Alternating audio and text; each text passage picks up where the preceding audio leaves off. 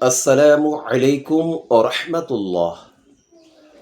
যে বিষয়টা আজ আপনাদের সামনে আমি ধরে তুলব সে বিষয়টা হচ্ছে যে মিলাদুন্নবীর মাস আসলে বাতিল যারা যারা ৭২ দলের অনুসারী, জাহান্নামী দলের অনুসারীগণ, ওয়াহাবি খারিজি,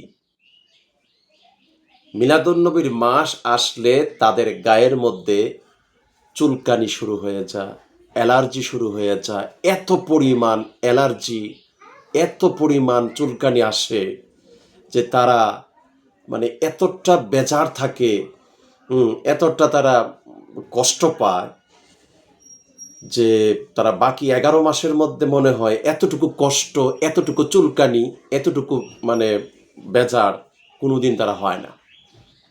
এর পিছনে কারণ আছে। এই মাসটা আসলে তাদের গায়ে অ্যালার্জি, চুলকানি বা বেদাত বলা, বিভিন্ন কিছু বলা, এটার বিরোধিতা করা, এর পিছনে কারণ আছে। সেই কারণটা কি? ইবনে কাসির তিনার কিতাব আল বিদায়া ওয়ান নিহায়া ২য় খণ্ডের ১৬৬ পৃষ্ঠায় আছে যে দুনিয়াতে শয়তান, ইবলিশ শয়তান ৪ বার বেজার ছিল, খুশি ছিল না।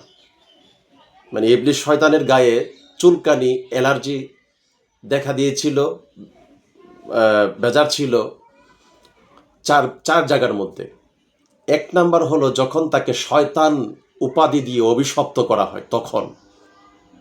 ২ নাম্বার যখন তাকে জান্নাত থেকে বের করে দেওয়া হয় তখন সে বেজার ছিল, কান্না করেছিল।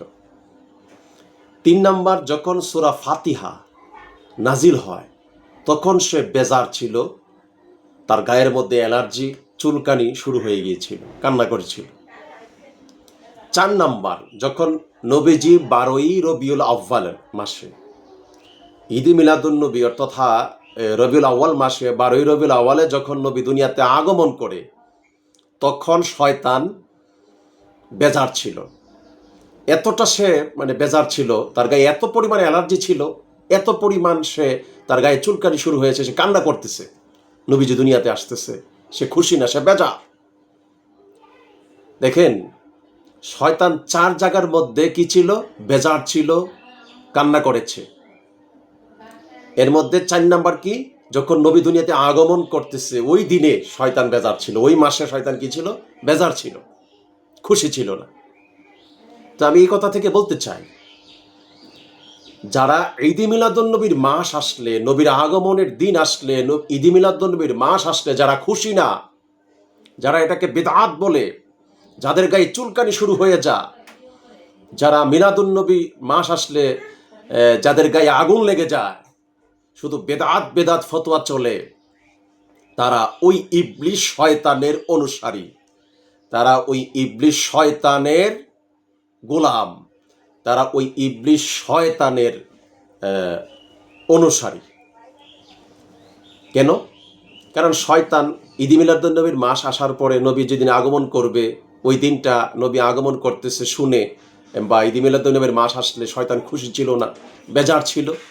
ঠিক তদ্রুপ যারা বর্তমানে মিলাদুন্নবীর মাস আসলে খুশি না, বেজার থাকে, বেদাত বলে মিলাদুন্নবীকে অস্বীকার করে, মিলাদুন্নবীর সাথে দুশ্মনী করে, তারা ওই শয়তানের অনুসারী বলেই তারা মিলাদুন্নবী মাস আসলে বেজার থাকে, বেদাত বলে, অ্যালার্জি শুরু হয়ে যায়, চুলকানি শুরু হয়ে যায় তাদের শরীরের মধ্যে। এ হলো মূল কথা। আরে আপনি নবীকে মহব্বত করেন, মিলাদুন্নবীর মাস বা মিলাদুন্নবী আসলে এটা তো বেদাতের কি আছে এখানে? এই মর্মে অনেক দলিলাদিল্লা আছে, আসেন আমাদের সামনে, অসংখ্য দলিলাদিল্লা দেখাতে পারবো আপনাদেরকে। যাই হোক, যারা শয়তানের অনুসারী, ওই ওয়াহাবি খারিজি, শয়তান যেমনি নবীর আগমনের সময় বেজার ছিল, কান্না করেছে, মিলাদুন্নবীর মাস আসলে যারা নবীর আগমনে কান্না করে, বেজার থাকে, বেদাত বলে, ওই শয়তানের অনুসারীদেরকে আমরা বয়কট করব।